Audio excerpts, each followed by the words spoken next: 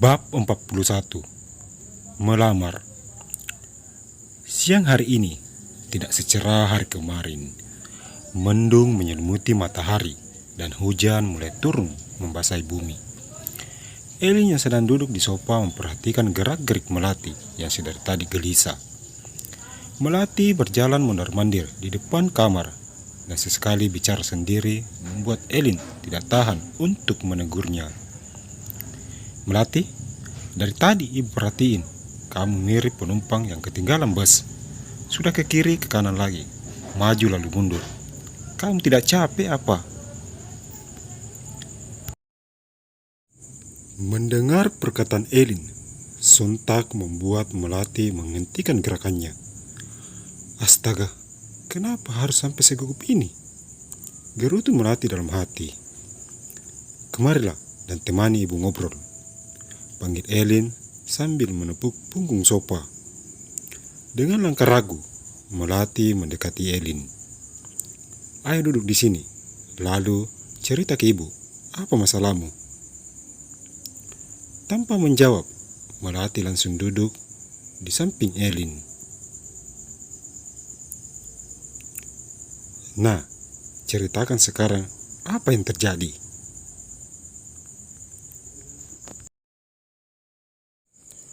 Lama Melati berpikir, hingga dia memberanikan diri untuk bicara. Saga mau datang. Melati terbata. Seketika Elin mengerutkan dahinya dan pecah sudah tawa perempuan perbaya itu. Hahaha, dengan Saga saja kamu takut, sedangkan Arkan dan Eron kamu hadapi. Bukankah Saga sudah sering datang kemari, lalu kenapa kamu takut dengannya? Elin menggeleng-gelengkan kepalanya. Bukan seperti itu, Bu.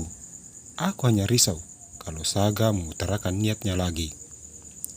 Niat apa maksudmu? Tanya Elin keheranan.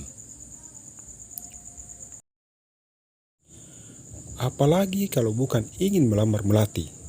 Ibu tahu sendiri, Melati masih trauma dengan pernikahan Melati yang sebelumnya. Ditambah lagi, rayuan-rayuan Saga itu mirip ABG tua yang baru jatuh cinta.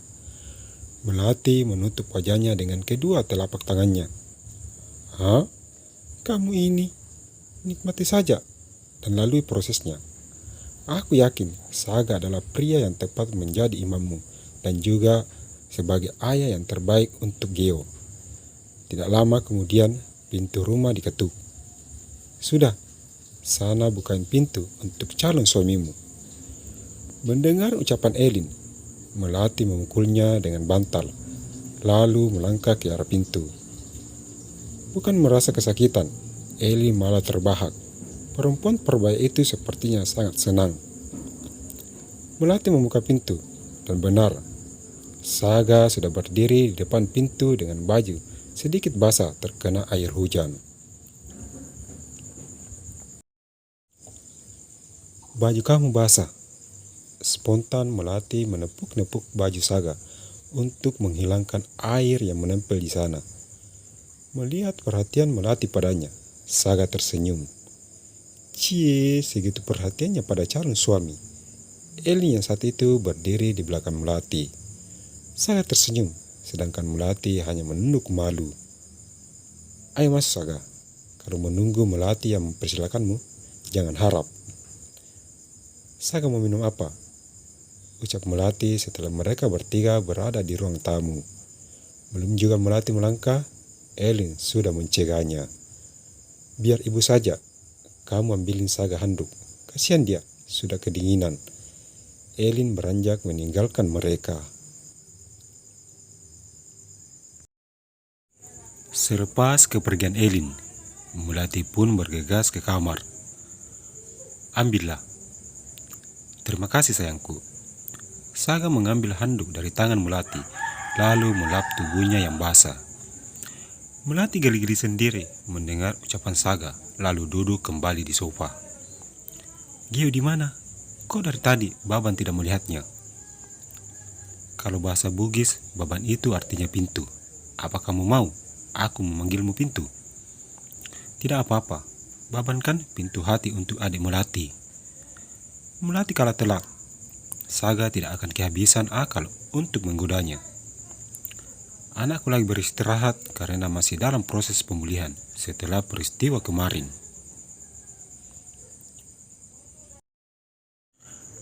Anak kita sayang, anak kamu dan Babang. Kembali untuk kesekian kalinya, Saga tertawa melihat perubahan Ratu Wajah Melati. Melati kembali pasrah, tidak akan bisa menang kalau sudah berdebat dengan Saga. Bagaimana rapatnya di kantor?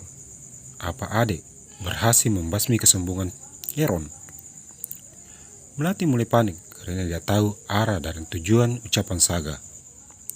Semua atas campur tanganmu, Saga. Kalau tidak ada kamu, entah apa yang akan terjadi. Sudah aku bilang padamu, adik minta 1, akan Baban beri 2. Adik minta 2, maka Baban akan beri 3. Asal jangan adik minta Baban untuk tidak mencintaimu, karena itu Baban tidak bakalan sanggup. Ratu Wajah Saga begitu serius. Rasanya Melati ingin sekali membenturkan kepala Saga ke tembok agar dia cepat pingsan dan melupakan semua ucapannya.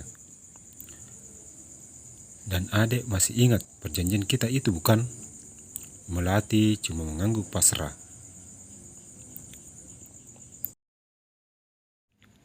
Baiklah, 1 bulan lagi kita akan menikah.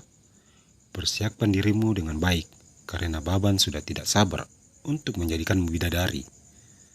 Tapi, ucap Melati gantung karena dipotong langsung oleh Saga. Babang tidak mau lagi ada penolakan darimu. Saga mendekatkan wajahnya ke arah Melati. Dari arah dapur, Elin membawa nampan berisi 3 gelas kopi dan meletakkannya di atas meja. Silakan diminum, Nak Saga. Terima kasih, Bu. Saga mengambil gelas yang ada di atas meja, lalu menyeruput isinya. Gimana nih kesepakatannya? Elin memandangi keduanya. Kesepakatan apa maksud ibu? Menyatukan KDJ. Balas Elin ikut mengangkat gelas. KDJ? Saga dan Melati serentak. Elin tersenyum melihat kekompakan mereka. Duda ketemu janda. Hehehe. Tawa Elin pecah. Ucapan Elin kembali membuat pasangan yang tidak berpacaran itu tapi mau menikah dibuatnya malu. Dari arah tangga, Geo melangkah mendekat ruang tamu. Matanya tertuju pada sosok pria tinggi besar yang sedang duduk bercengkrama dengan ibu dan neneknya. Ayah Saga. Mendengar seseorang menyebut namanya, Saga membalikkan badan. Kemarilah. Saga membentangkan kedua tangannya. Gio rindu ayah. Gio dengan mata berkaca-kaca. Ayah juga merindu kamu, sayang. Saga membelai lembut pucuk kepala Gio. Melihat hal itu, Melati dan Elin tersenyum. Jalinan kasih antara Gio dan Saga terlihat begitu erat. Gio memerlukan figur seorang ayah dan Saga merindukan seorang anak. Gio sudah melupakan ibu, padahal ibu ini yang melahirkan Gio. Gio dan Saga melepas pelukan, lalu saling memandang satu sama lain. Ibu cemburu. Peluk ayah saja tidak boleh. Gio beranjak berdiri, lalu duduk di samping Melati dan memeluknya dari arah samping. Melihat tingkah Gio, Melati tersenyum dan membalas pelukan putranya. Saga berdehem, membuat Gio melepaskan pelukannya. Apa ayah juga cemburu bila Gio memeluk ibu? Saga merasa malu, sepertinya dia harus membuang rasa posesifnya yang tidak beralasan. Masa dengan Gio saja aku harus cemburu? Saga menggaruki kepalanya. Eli menggeleng kepala menyaksikan drama Korea yang sedang berlangsung di hadapannya. Nenek ke dapur saja, nenek takut terkena virus bucin. Eli berdiri lalu melangkah ke arah dapur. Bu, hari ini Gio mau kerja. Gio bosan tinggal di rumah. Badan Gio terasa pegal jika tidak melakukan sesuatu. Tapi apa kondisimu sudah membaik, sayang? Gio sudah pulih, Bu. Coba ibu lihat ini. Ia berdiri dari tempat duduknya dan melompat seperti sedang bersenam. Ibu bisikan asal Gio bisa jaga diri dan pulang makan teratur. Siap laksanakan. Gio mencium tangan Melati dan Saga sebelum pamit ke kamar untuk mengambil tas. Kini tinggal Melati dan Saga di ruang tamu. Dek, entar malam, Babang hubungi ya. Kita video call. Tidak bisa. Aku pakai kartu GSM, beda dengan yang kamu punya. Entar biayanya mahal. Melati menolak halus keinginan Saga, walau jawabannya tidak masuk di akal. Kalau kita beda kartu, itu wajar bagi Baban. Asalkan nantinya nama Baban dan nama adik berada dalam satu kartu yang sama, yaitu kartu keluarga. Saga cengengesan. Baban itu apa? Gio tiba-tiba muncul dan berdiri di dekat mereka sambil menggendong tas ranselnya.